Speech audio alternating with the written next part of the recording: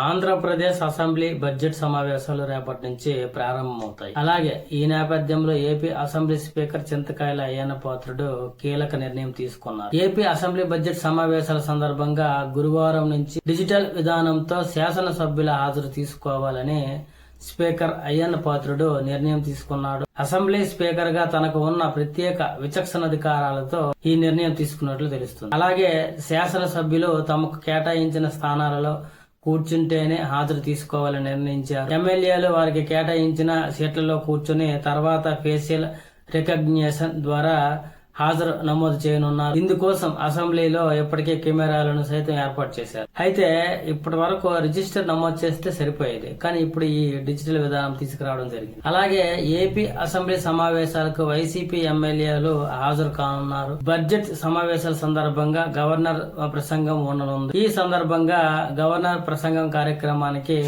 YCP అధినేత YS Jaganmohan Reddy కూడా హాజరు కానున్నట్లు తెలుస్తోంది. వైఎస్ జగన్ అసెంబ్లీకి వస్తారని ఆ పార్టీ నేత బొత్స సత్యనారాయణ ఇప్పటికే వెల్లడించారు. అయితే గవర్నర్ ప్రసంగానికి మాత్రమే ఉంటారా, సమావేశాలకు కూడా హాజరవుతారా అనేది ఇంకా క్లారిటీ లేదు. వైసీపీకి ఉన్న 11 మంది ఎమ్మెల్యేలు గవర్నర్ ప్రసంగానికి మాత్రమే హాజరవుతున్నారు. శాసనసభ సమావేశాలు పాల్గొనడం లేదు. ఈ నేపథ్యంలో assembly speaker Ayyanna Patrudu digital attendance నిర్ణయం తీసుకోవడం అనేది ప్రాధాన్యత సంతరించుకుంది. అదే ఇదివరకు మనం విన్నాం, ఎమ్మెల్యేలు 60 రోజుల పాటు అసెంబ్లీకి రాకపోతే ఆ సభ్యుడిపై అనర్హత వేటు వేయొచ్చని స్పీకర్ తో సహా అధికార పార్టీ నేతలు చెప్తున్నారు. అలాగే గవర్నర్ ప్రసంగానికి మాత్రమే సభకు వస్తే అసెంబ్లీ సమావేశాలకు వచ్చినట్లు కాదని, దానిని పరిగణనలోకి తీసుకోరని సమాచారం కూడా ఉంది. అలాగే రిజిస్టర్ లో సంతకం చేసి వెళ్లిపోకుండా సభ్యులు శాసనసభకు హాజరయ్యేలా చూసేందుకు స్పీకర్ అయ్యన్న పాత్రుడు ఈ ఎలక్ట్రానిక్ అటెండెన్స్ పద్ధతి తీసుకొచ్చినట్లు తెలిసింది. ఈ నేపథ్యంలో వైసీపీ ఎమ్మెల్యే